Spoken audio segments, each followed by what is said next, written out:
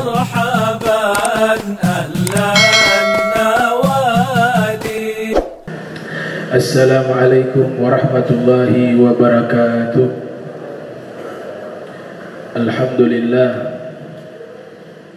الحمد لله رب العالمين. اللهم صل وسلم على سيدنا محمد وعلى آله وصحبه أجمعين. أما بعد، سبحانك لا علم لنا إلا ما علمتنا إنك أنت العليم الحكيم. رب اشرح لي صدري ويسر لي أمري واحلل عقدة من لساني يفقهوا قولي واسترد لساني واهدي قلبي بحق سيدنا محمد صلى الله عليه وآله وبارك وسلم. يا من هو في علوه كائن، يا من هو في فعل حميد، يا من هو في مجده متين. اللهم أكرمنا بنور الفهم وأخرجنا من ظلمات الوهم وارزقنا فهم النبيين وحفظ المرسلين وإلهام ملائكة المقربين. ربنا زدنا علما وفهما وعقلا يا أكرم الأكرمين بحق سيدنا محمد خاتم الأنبياء والمرسلين يا رحمن يا رحيم. وصلى الله على سيدنا محمد وعلى آله وصحبه وبارك وسلم والحمد لله رب العالمين. Alhamdulillah, puji syukur kehadirat Allah, salawat dan salam senantiasa kita curahkan kepada junjungan mulia Nabi kita tercinta Sayyiduna wa Maulana Muhammad sallallahu alaihi wa alihi wa barak wasallam beserta seluruh sahabat beliau, keluarganya dan umatnya. Yang saya muliakan seluruh pengurus Masjid Imam Bonjol, seluruh jamaah yang hadir di malam yang mulia ini. Qala mu'allif rahimahullah, qala Allah subhanahu wa ta'ala, alam tara ila alladhi hajja Ibrahim fi rabbih an atahu Allahul mulka idh qala Ibrahim rabbi alladhi yuhyi wa yumit qala ana uhyi wa umit qala Ibrahim fa inna Allah ya'ti bisyams minal masyriq fa'ti biha minal maghrib fabuhita alladhi kafar wallahu la yahdi qawmaz zalimin. Shadaqallahul azim. Al-Imam Ibnu Katsir rahimahullah, beliau menyatakan setelah Nabi Ibrahim keluar dari api, yang dimana beliau di dalam api selama 40 hari, berada di dalam api selama 40 hari. Ibnu Katsir meriwayatkan sebelum Nabi Ibrahim keluar dari kobaran api tersebut, ibunda dari Nabi Ibrahim meminta kepada Nabi Ibrahim untuk ikut masuk ke dalam api. Jadi ibunya menyaksikan Nabi Ibrahim, putranya, berada di dalam api. Sang ibu meminta kepada Nabi Ibrahim, berdoa kepada Allah subhanahu wa ta'ala agar sang ibu bisa juga masuk ke dalam api. Kemudian Nabi Ibrahim berdoa, Allah kabulkan doa tersebut, sang ibu masuk ke dalam api, ibunda dari Nabi Ibrahim. Nah, ketika masuk ke dalam api, sang ibu memeluk Nabi Ibrahim di dalam api. Kemudian keluar kalimat-kalimat yang menyatakan sebaik-baiknya Tuhan, sebaik-baiknya pencipta, sebaik-baiknya pencipta adalah penciptanya Nabi Ibrahim. Berakhir 40 hari, Nabi Ibrahim keluar dari api dalam keadaan selamat, tidak terluka sedikit pun. Demikian juga ibunda beliau keluar dari api, tidak terluka sedikit pun. Nabi Ibrahim ketika keluar dari api menjadi terkenal karena disaksikan oleh seluruh masyarakat mukjizatnya Nabi Ibrahim. 40 hari di dalam api, beliau keluar dalam keadaan selamat. Jadi trending topik. Waktu berjalan, raja yang berkuasa namanya Raja Namrud bin Kan'an. Dia memboikot seluruh pasokan makanan. Jadi dia mengembargo ekonomi masyarakatnya, terutama makanan pokok. Seluruhnya itu ditampung oleh Raja Namrud sehingga masyarakatnya kelaparan. Karena ini raja yang zalim. Tujuannya satu, agar seluruh masyarakat yang kelaparan datang menemui Raja Namrud, kemudian menyatakan bahwa Raja Namrud adalah Tuhan, baru diberikan makanan itu. Makanya setelah itu semua mereka datang menemui Raja Namrud dalam keadaan kelaparan, meminta makanan. Sebelum dikasih oleh Raja Namrud mengatakan, kalian kalau mau mendapatkan makanan yang akan saya berikan, syaratnya satu, kalian harus menyatakan saya adalah Tuhan. Kalau itu kalian lakukan, saya akan berikan makanan itu. Maka setiap orang yang datang menyatakan Raja Namrud adalah Tuhan, baru kemudian diberikan itu makanan. Berbeda dengan Nabi Ibrahim. Keluarga Nabi Ibrahim juga mengalami masalah kelaparan. Diutuslah Nabi Ibrahim untuk meminta makanan kepada Raja Namrud. Nah, ini peristiwa menurut Ibnu Katsir dan juga Imam As-Siddi, bahwa peristiwa ini terjadi setelah Nabi Ibrahim keluar dari api. Maka Nabi Ibrahim diutus menemui Raja Namrud, dan itu pertemuan pertama kali menurut sebagian ulama sejarawan. Pertama kali pertemuan Nabi Ibrahim dengan Raja Namrud. Sebagian lainnya mengatakan sudah bertemu di saat Nabi Ibrahim menghancurkan patung berhala. Ada khilaf di kalangan para muarrikhun. Sampailah Nabi Ibrahim dengan membawa kantong makanan, dengan tujuan ingin meminta makanan kepada Raja Namrud.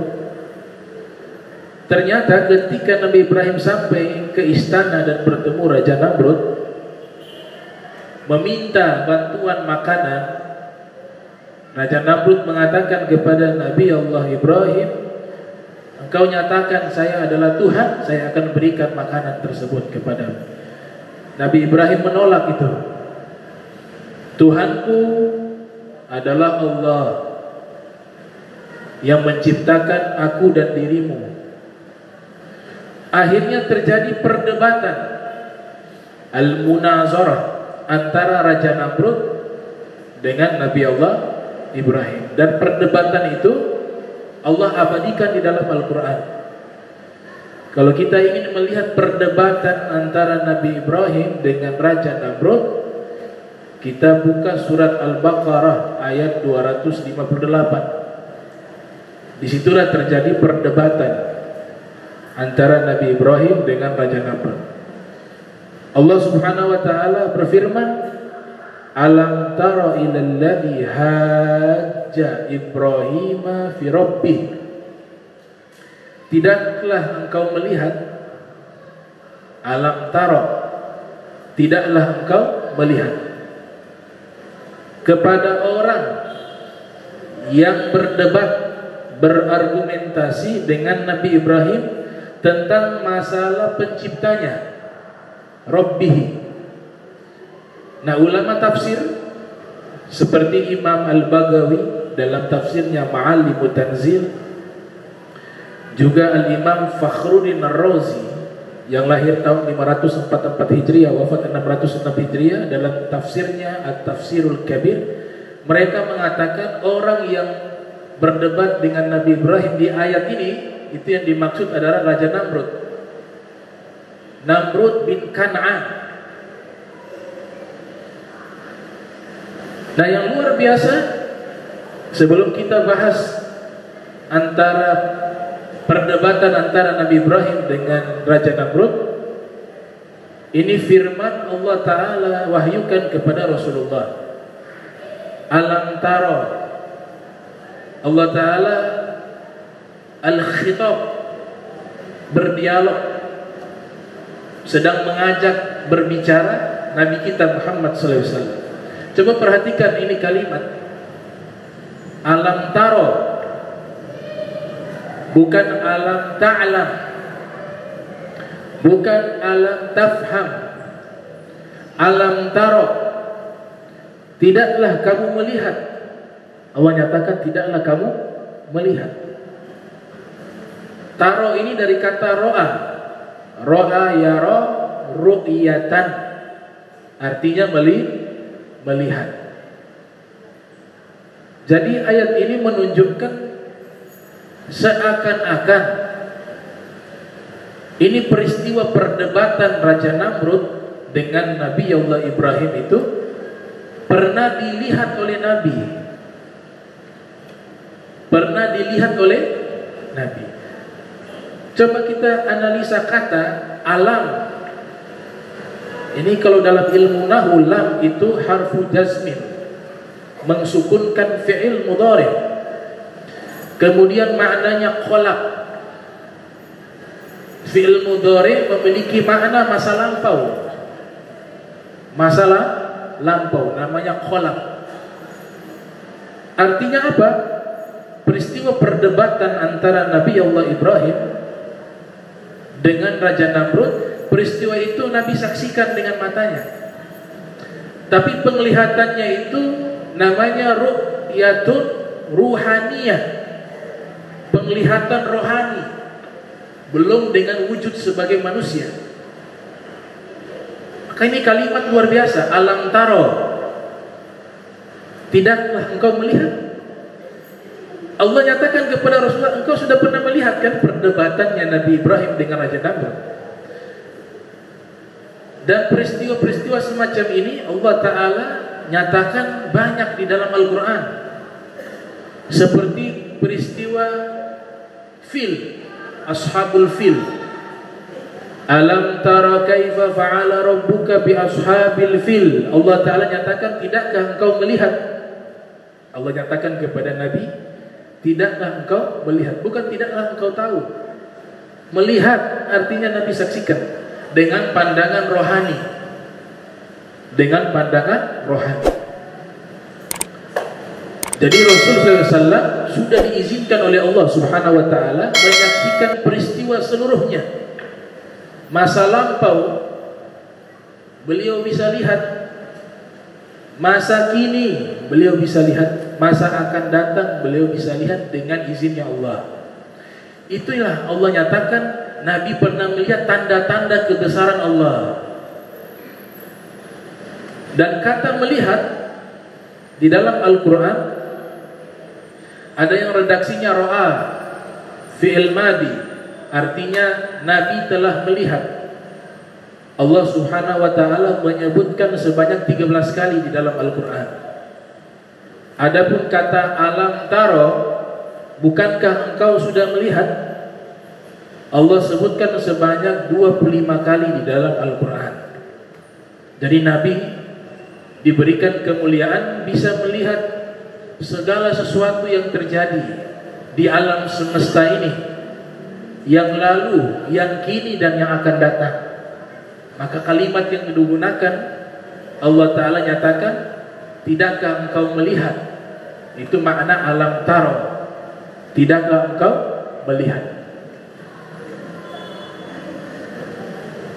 Nah, Allah Ta'ala juga berikan kemuliaan kepada Nabi Muhammad SAW, bahwa kita masih diberikan kesempatan melihat Nabi di dalam mimpi.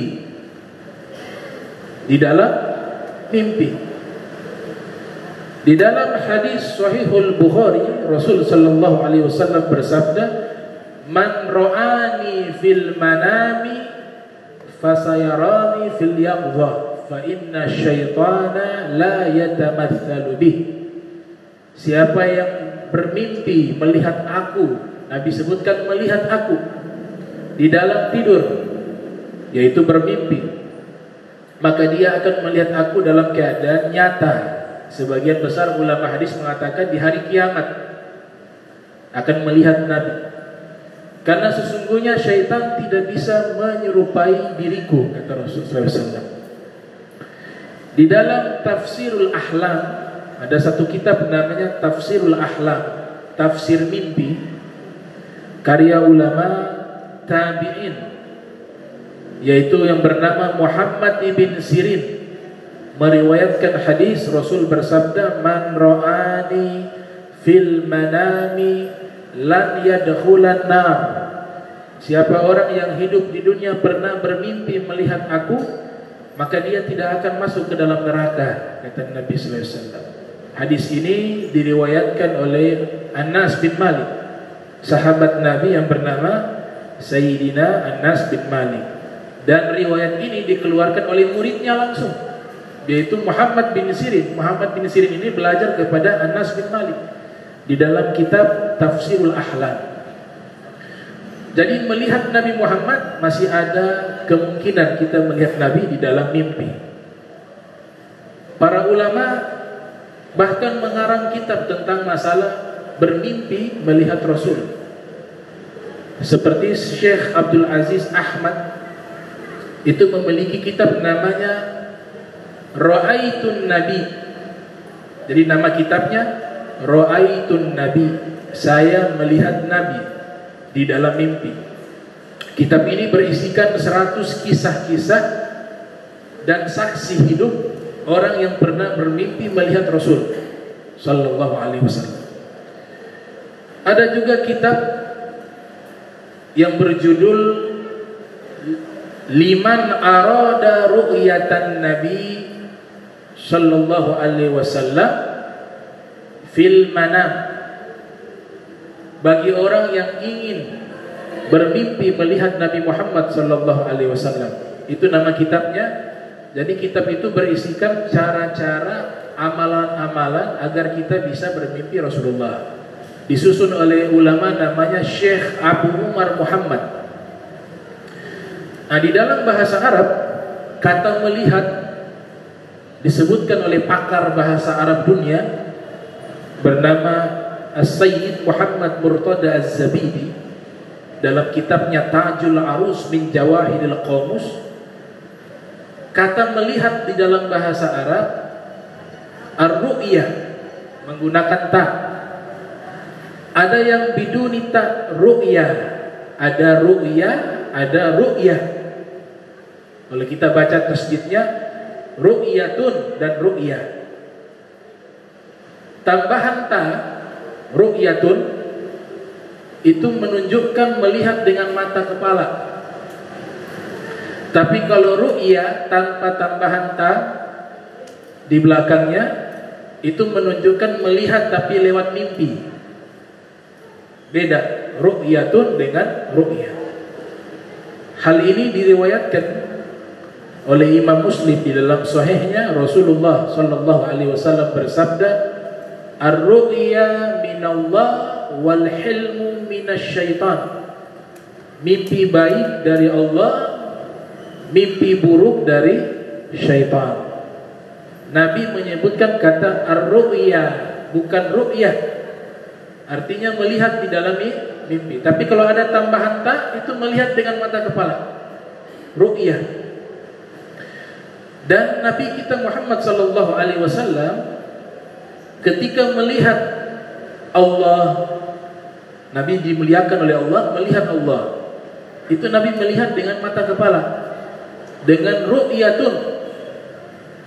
Nabi melihat kejadian di masa lampau, kejadian di masa beliau dan di masa kini dan masa akan datang. Itu Nabi melihat dengan pandangan mata. At-Tabari mengatakan dalam tafsir, Allah menyebutkan alam taro, Imam Tabari menafsirkan wa huwa min ru'yatil qalbi wala ru'yatil aini. Nabi melihat dengan mata hatinya, bukan dengan mata kepalanya. Itu menurut Imam Tobari dalam tafsirnya. Namun Allah Ta'ala sering menyebutkan kata Nabi melihat itu dengan dua. Ada yang namanya ru'yatun, ada yang namanya basiratun. Basiratun itu melihat dengan mata hati, ru'yatun melihat dengan mata.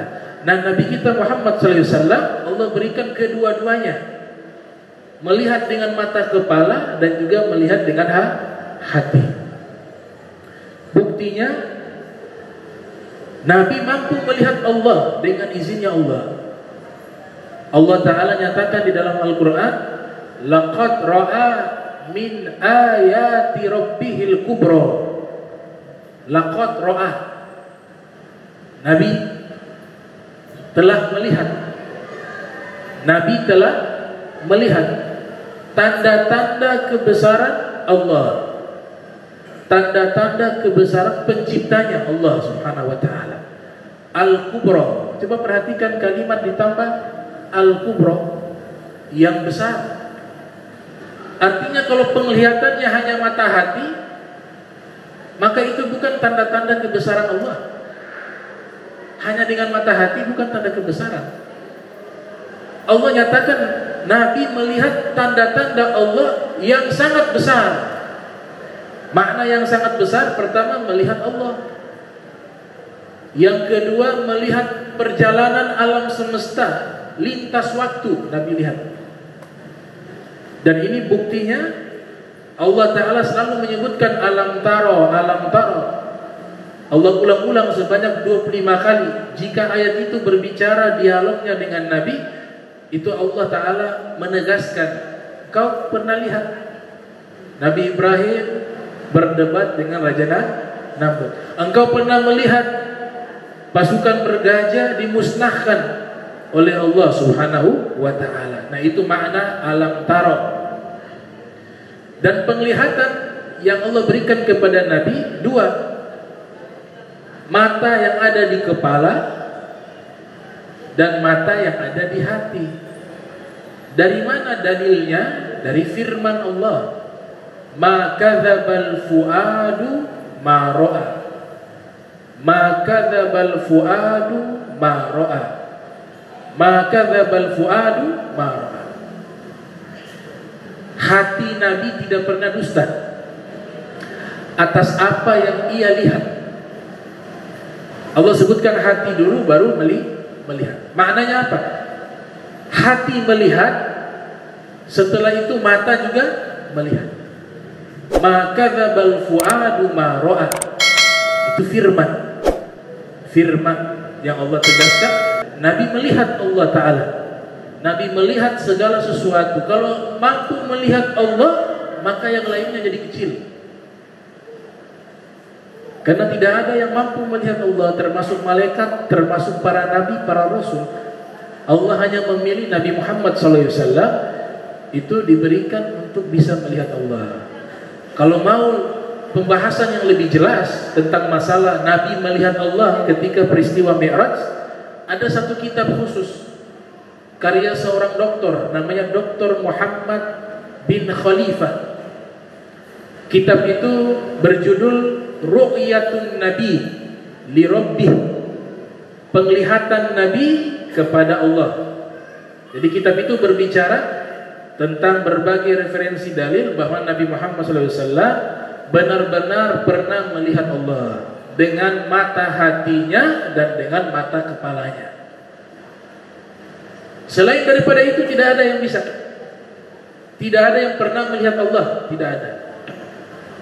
Hanya Rasulullah. Sehingga Syekh Nawawi Al-Battini mengutip satu syair yang disusun oleh para ulama, wa khassa likullin nabiyyin bi fadilatin wa khassa bi ru'yahu nabiyya Muhammadan fala aina fid dunya tarahu siwa al-mustafa idh kana bil qurbi ufrida. Allah berikan keistimewaan kepada setiap para nabi. Setiap para nabi Allah berikan keistimewaan. Namun keistimewaan melihat Allah hanya Allah berikan kepada Nabi Muhammad. Tidak ada satu mata pun yang hidup di dunia pernah melihat Allah terkecuali Al-Mustafa. Siapa Al-Mustafa? Manusia pilihan Rasulullah Sayyidina Muhammad sallallahu alaihi wasallam. Kecuali Al-Mustafa Nabi Muhammad sallallahu alaihi wasallam, beliau pernah melihat Allah karena begitu dekatnya pangkat beliau di sisi Allah. Jadi mata beliau lain dengan mata kita. Ini mata kita, ini mata penuh maksiat, bagaimana sama? Kalau mata ini bisa kita jaga 24 jam, minimal 40 hari saja. 40 hari. 40 hari kita jaga mata kita dari maksiat, kemudian kita jaga kewajiban yang Allah wajibkan kepada kita, maka mata ini akan dia mengalami hal-hal yang tersambung dengan mata batin, namanya basirah, sehingga dia bisa melihat yang orang biasa tidak bisa lihat. Itu yang dikatakan oleh Abu Nuaim di dalam kitab Hilyatul Auliya, qulubul arifin laha uyunun, hati-hati orang yang mengenal Allah dia punya mata. Qulubul arifin laha uyunun, hati orang yang suci, hati orang yang bersih, hati orang yang dekat dengan Allah, itu dia punya mata. Taro ma la yarahu nazirun, dan mata hati itu bisa melihat segala sesuatu yang tidak bisa dilihat oleh mata. Jadi kalau mata ini yang ada di kepala terbatas penglihatannya, tapi kalau mata hati tidak ada batasan. Disebut di dalam Al-Quran dengan nama Basiro. Basiro itu artinya mata hati. Nah, Nabi kita Muhammad sallallahu alaihi wasallam memiliki dua-dua itu. Mata kepalanya memang Allah desain secara khusus, tapi mata batinnya juga Allah desain dan Allah ciptakan secara khusus dan Allah berikan kepada Nabi Muhammad sallallahu alaihi wasallam. Itu arti dari alam taro. Alam taro. Kemudian basirah yang Allah sebutkan mata hati, Allah sifati Nabi dengan firman-Nya, mazagal basaru wa ma tagha. Mata hati Nabi itu tidak melampaui basar. Artinya penglihatannya itu benar-benar nyata dengan basirahnya, mata hatinya. Nah, orang kalau mata hatinya sudah diberikan nur oleh Allah, diberikan cahaya oleh Allah, dan sudah hidup basirahnya, mata hatinya, maka firasatnya kuat. Dia punya firasat tidak akan keliru. Seperti sahabat bernama Huzaifah al-Yamani. Huzaifah al-Yamani memiliki julukan sahibu sir Rasulillah, sahabat rahasianya Rasulullah, orang yang memegang rahasianya Rasulullah, dan orang yang memiliki firasat yang sangat kuat, sehingga Sayyidina Umar bin Khattab bertanya kepada beliau, coba kau lihat di dalam diri saya, ada enggak sifat munafik? Itu Sayyidina Umar meminta Huzaifah al-Yamani melihat dirinya. Coba lihat diri saya, ada enggak di dalam diri saya kemunafikan? Apakah maksud Sayyidina Umar melihat dengan mata kepala? Tidak. Hal ini hanya bisa dilihat dengan basirah, mata hati yang bersih. Basirah. Dan ini sabda Nabi, ittaqu firasatal mu'mini fa innahu yanzuru binurillah. Hati-hati firasatnya orang beriman, mereka melihat itu dengan cahayanya Allah Subhanahu wa taala. Ini maksudnya basirahnya sudah hidup, basirahnya sudah bercahaya. Allah sebutkan mazagal basaru wa ma tagha. Basirahnya Nabi itu tidak pernah meleset, selalu tepat sasaran. Sahabat Huzaifah al-Yamani itu tidak pernah meleset. Itu sahabat Huzaifah al-Yamani yang mendapatkan ilmu ini dari Nabi. Bagaimana dengan Nabi sallallahu alaihi wasallam? Tentu lebih hebat dari itu. Basirah. Kemudian Rasul sallallahu alaihi wasallam Allah izinkan juga melihat amal kita. Walaupun Nabi sudah pindah ke alam barzah. Ini hadis walaupun sanadnya lemah, tapi lahu syawahid. Dia punya penguat dengan hadis yang banyak berbicara tentang masalah ini. Bahwa Nabi sallallahu alaihi wasallam itu melihat amal perbuatan kita. Bahkan Imam Baihaqi mengarang kitab berjudul Hayatul Anbiya Ba'da Wafatihim, hidupnya para nabi sesudah wafatnya mereka. Makna hidup di sini tentunya hidupnya bukan seperti hidup yang ada di duniawi, dengan alam yang Allah berikan secara khusus kepada mereka. Imam Ad-Darul Qutni yang lahir tahun 306 Hijriah, wafat 385 Hijriah, punya kitab berjudul Kitabur Ru'yah, kitab melihat. Kitabul Ru'yah nama kitabnya, kitab melihat. Ini korelasinya dengan karya Imam Baihaqi yang lahir tahun 384 Hijriah, wafat 458 Hijriah, dalam kitab Hayatul Anbiya Ba'da Wafatihim, bahwa para nabi, terkhusus Nabi Muhammad, itu bisa melihat amalan-amalan umatnya walaupun beliau ada di alam barzah. Ada hadisnya.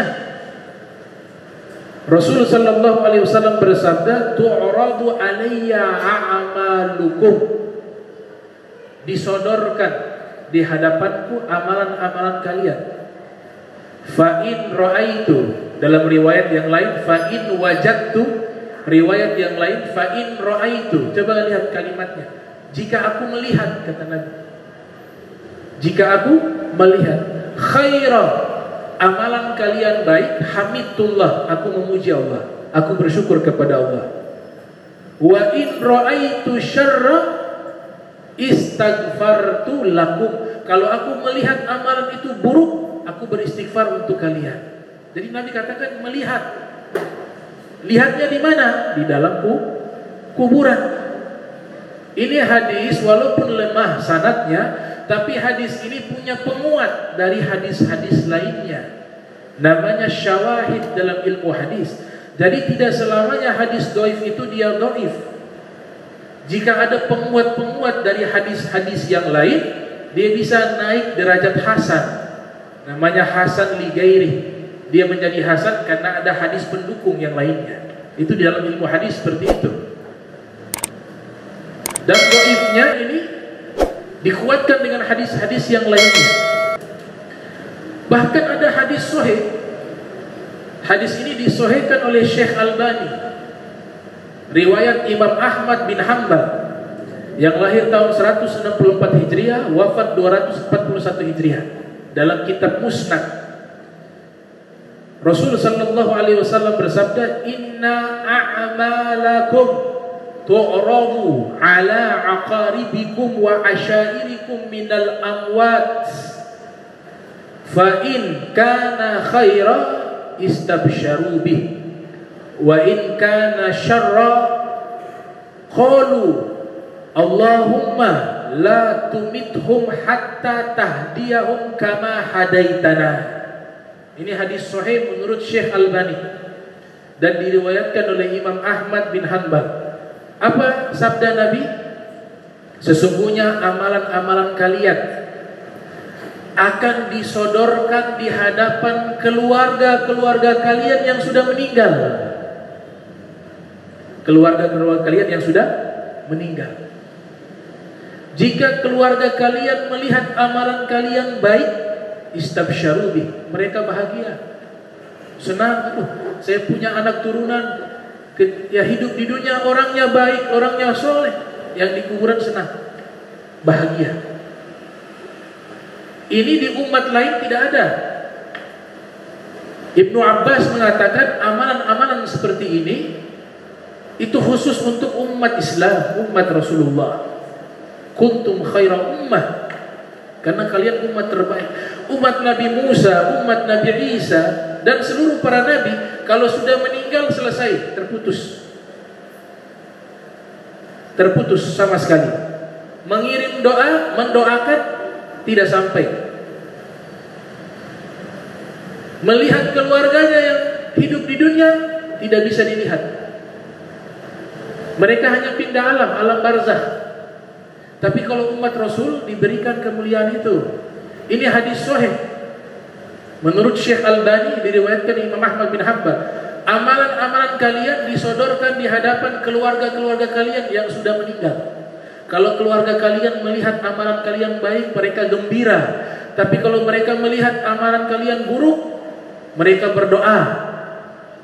Qalu, berdoa, Allahumma la tubithum, ya Allah jangan kau wafatkan mereka, hatta tahdiyahum, terkecuali engkau sudah berikan petunjuk kepada mereka, kama hadaitana, sebagaimana engkau telah berikan petunjuk kepada kami. Nah ini orang biasa, keluarga kita orang biasa bisa doa. Urusan mustajab atau tidak mustajab, yang pasti di dalam kuburan kalau ada keluarga kita yang meninggal, dia bukan orang besar, orang biasa, masih diberikan kesempatan berdoa. Bagaimana dengan Nabi kita Muhammad SAW? Makanya Nabi berdoa tadi di kuburan, dalam kubur itu. Kata Nabi, amalan kalian disodorkan di hadapanku. Jika aku melihat kebaikan, hamidullah, aku memuji Allah, aku bersyukur kepada Allah. Bentuk syukur itu bisa lewat doa, diterjemahkan dengan lisan doa. Kalau dosa, aku beristighfar kepada Allah, Nabi memohon ampun, kan doa. Semua zikir, semua amalan yang isinya kebaikan dinamakan sebagai doa. Solat juga dinamakan doa. Aqimis sholata li dzikri, dirikanlah solat untuk mengingatku. Zikir bagian daripada doa. Nah ini tafsiran dari kata alam taro. Alam taro. Bisa ada waktu?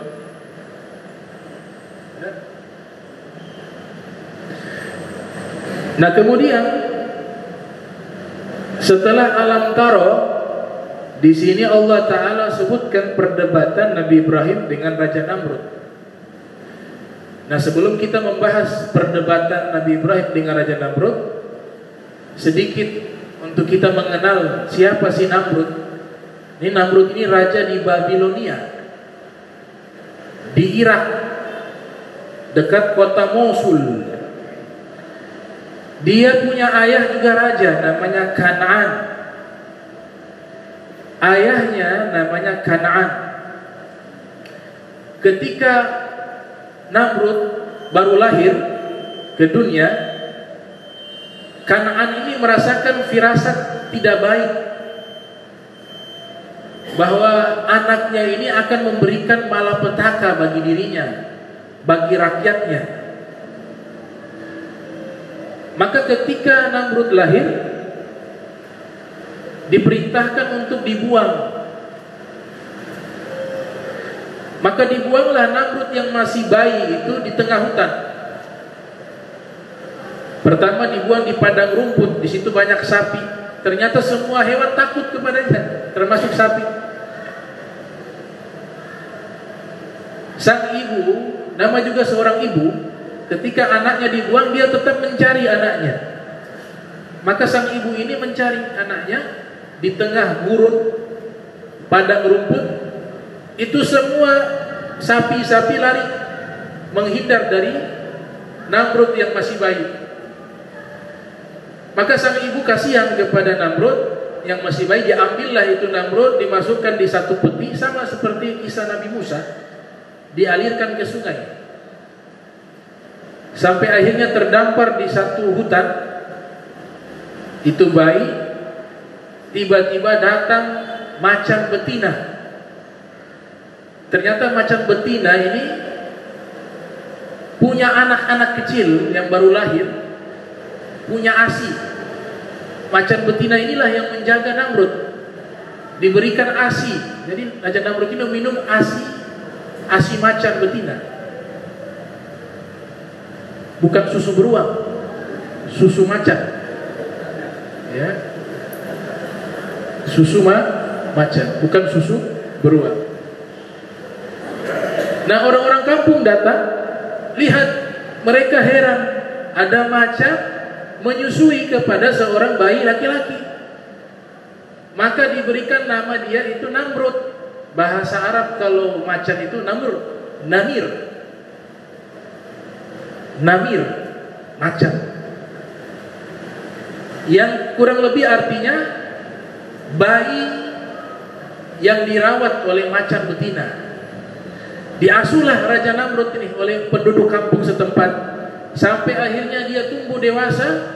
Memang jiwanya jiwa pemimpin. Dia bisa mempengaruhi orang sehingga banyak pengikutnya. Ketika pengikutnya sudah banyak, dia punya niat ingin meruntuhkan kerajaan Kan'an yang tidak lain adalah ayahnya.